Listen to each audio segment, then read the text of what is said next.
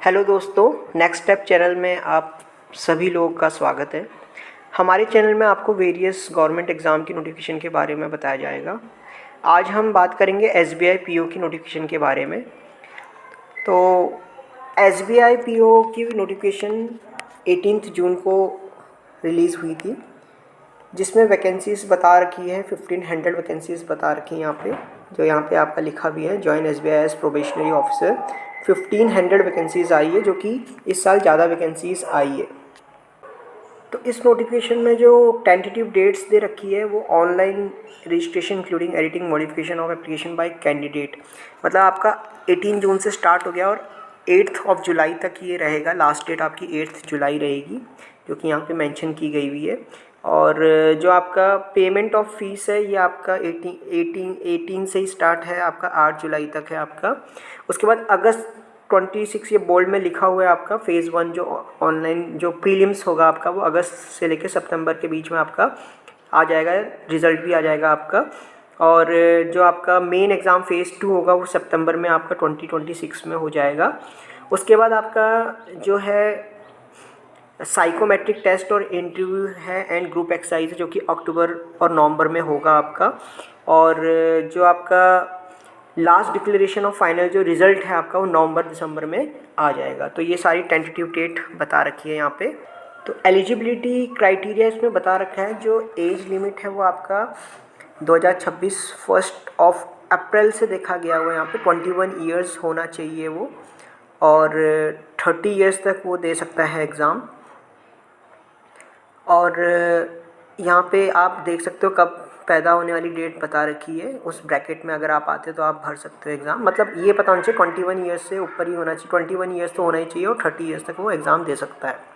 उसके बाद अगर आप किसी कैटेगरी से बिलोंग करते हो तो ओबीसी से करते हो तो 3 ईयर्स का आपको रिलैक्सेशन मिल जाता है, ठीक है। एसटी एससी से करते हो तो 5 ईयर का मिल जाता है। और अगर आपका कोई पर्सन विद बेंचमार्क डिसेबिलिटी है तो आपका 10 year 13 year 15 year according to जो भी है आपका कैटेगरी वाइज मिल जाएगा आपको।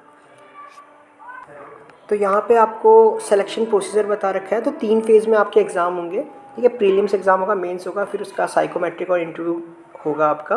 तो जो फर्स्ट फेज़ है आपका प्रीलिम्स एग्ज़ाम है, इसमें एसबीआई ने 2025 में थोड़ा पैटर्न चेंज किया था प्रीलिम्स का, ठीक है। तो प्रीलिम्स में क्या है आपका इंग्लिश लैंग्वेज जो है वो 40 क्वेश्चन आएंगे इसमें आपके। 20 मिनट हर एक सेक्शन को दे रखा है। तीन सेक्शन होंगे आपके, इंग्लिश, क्वांटिटेटिव एप्टीट्यूड और रीजनिंग एबिलिटी। तो इंग्लिश के आपके ज़्यादा बढ़ा दिए हैं क्वेश्चन, यहाँ पे मार्क्स भी ज़्यादा है, ठीक है। 40 क्वेश्चन होंगे, 40 मार्क्स का होगा। क्वांटिटेटिव एप्टीट्यूड के क्वांट मतलब मैथ्स आपके 30 क्वेश्चंस होंगे, जो कि 20 मिनट्स में आपको देने पड़ेंगे। और रीजनिंग एबिलिटी जो मेंटल एबिलिटी है आपका, वो आपका 30 क्वेश्चंस होंगे, 20 मिनट में आपको देना पड़ेगा। तो टोटल क्वेश्चंस जो है, नंबर ऑफ क्वेश्चंस है वो आपके 100 है। और आपको 1 घंटे का टाइम मिलेगा, जो कि कंपोजिट नहीं है, सेक्शन वाइज है। हर एक सेक्शन 20 मिनट, उसके बाद वो सेक्शन गायब हो जाएगा। उसके बाद आपका प्रीलिम्स के बाद आपका अगर आपका सेलेक्ट होता है, सिलेक्शन होता है, आप उसमें क्वालिफाई प्रीलिम्स निकाल लेते हो, तो आपका यहाँ पे मेन एग्ज़ाम होगा, सेकंड फेज़ जिसको बोला गया हुआ है, जो कि आपका एक तरफ से जो ऑब्जेक्टिव टाइप है वो 200 मार्क्स का होगा, जिसमें आपको यहाँ बताया रखा है यहाँ पे कि रीजनिंग एंड कंप्यूटर एप्टीट्यूड जो कि है 40 क्वेश्चन आएंगे, जो कि 60 मार्क्स का आपका होगा और 50 मिनट आपको उसके लिए मिलेगा। फिर आपका दूसरा है डाटा एनालिसिस इंटरप्रिटेशन, डीआई और डाटा एनालिसिस होगा आपका, डाटा इंटरप्रिटेशन डाटा एनालाइज, जो कि आपके 30 क्वेश्चन होंगे और आपको 60 मार्क्स का वो होगा, 45 मिनट्स आपको मिलेंगे उस सेक्शन के लिए। देन आपका थर्ड बता रखा है जनरल अवेयरनेस होगा, इकोनॉमी होगा और बैंकिंग नॉलेज होगा, जो कि 60 नंबर ऑफ क्वेश्चंस होंगे और 60 मार्क्स का स्कोरिंग हो सकता है ये आपका, जो कि 45 मिनट आपको मिलेंगे। उसके बाद आपका इंग्लिश लैंग्वेज में थोड़ा यहाँ पे मेंस में कम किया हुआ है उसका वेटेज, तो 40 क्वेश्चन, नंबर ऑफ क्वेश्चन 40 होंगे लेकिन 20 मार्क्स का होगा केवल, तो थोड़ा ये चेंज है आपका।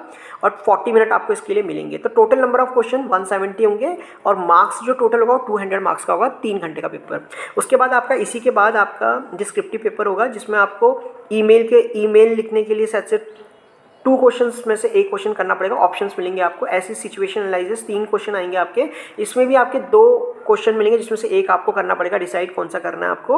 और रिपोर्ट राइटिंग आएगा, प्रिसाइज राइटिंग आएगा आपको, इसमें भी 2 ऑप्शन मिलेंगे और 1 आपको इसमें से लिखना पड़ेगा। तो नंबर ऑफ क्वेश्चन 3 हो जाएंगे और 30 मार्क्स का आपका होगा, 30 मिनट इसमें आपको मिलेगा। तो ओवरऑल मिला के जो ऑब्जेक्टिव टाइप है वो 200 है और जो 30 मार्क्स का डिस्क्रिप्टिव है, तो 230 मार्क्स का आपका पूरा पेपर हो जाएगा, जो कि जिसके लिए टाइम आपको मिलेगा 3 घंटा 30 मिनट आपको पूरा टाइम मिलेगा इसमें, ठीक है। ठीक है। तो ये आपका सेकंड फेज़ आपका मेन एग्जामिनेशन है। उसके बाद आपकी कट ऑफ जो भी निकलेगी इस कट ऑफ के बेस पर आपका फिर आपका इंटरव्यू होगा। एक्सरसाइज जो आपका ग्रुप एक्सरसाइज जो इन्होंने बता रखा है और जो साइकोमेट्रिक टेस्ट बता रखा है। साइकोमेट्रिक टेस्ट जो फेज़ थर्ड में वो आपका क्वालिफाइंग नेचर का होगा आपका, ठीक है। और जो आपका ग्रुप एक्सरसाइज और जो इंटरव्यू है वो यहाँ पे बता रखा है 20 मार्क्स का ग्रुप एक्सरसाइज होगा और 30 मार्क्स का आपका इंटरव्यू होगा। टोटल आपका 50 मार्क्स का हो जाएगा ये आपका जो आपका इंटरव्यू और जो ग्रुप एक्सरसाइज है, ठीक है। उसके बाद आपका यहाँ पे ये बताया गया है ब्लॉक्स में, आपको दिख रहा होगा कि मैक्सिमम मार्क्स 230 है इसका आपका ऑब्जेक्टिव टाइप और पूरा डिस्क्रिप्टिव मिला के, और 50 मार्क्स आपका ग्रुप एक्सरसाइज और इंटरव्यू का है। टोटल 280 मार्क्स इसमें हो गए। तो इसको इन्होंने नॉर्मलाइजेशन किया है कि नॉर्मलाइजेशन जो मार्क्स किया है वो 75 इसको माना गया है जो रिटर्न आपका जो मेंस एग्जाम का जो आपका है 230 में से, और जो ग्रुप का इंटरव्यू है वो 50 का आपका 25% हो जाएगा। ये आपका टोटल मिला के 100 में से आपका फिर कट ऑफ आएगा। मैंने आपको SBI PO नोटिफिकेशन के बारे में जो इम्पोर्टेंट चीज़ें हैं वो कंटेंट है वो बता दिया है। आप ऑफिशियल वेबसाइट में जाके अपना फॉर्म भर सकते हो और एग्ज़ाम के लिए प्रिपेयर कर सकते हो, तैयारी कर सकते हो। अगर आपको हमारी यह जानकारी इंपॉर्टेंट लगी हो जो हमने यहाँ पे चैनल में बताया है तो हमारे चैनल को सब्सक्राइब कीजिए, शेयर कीजिए, ज़्यादा से ज़्यादा लोगों तक पहुँचाइए इन्फॉर्मेशन ताकि वो भी एलिजिबल जो कैंडिडेट है वो एग्ज़ाम को भर सकें। और कमेंट ज़रूर कीजिए कैसा लगा आपको हमारा इन्फॉर्मेशन जो हमने आपको प्रोवाइड की है।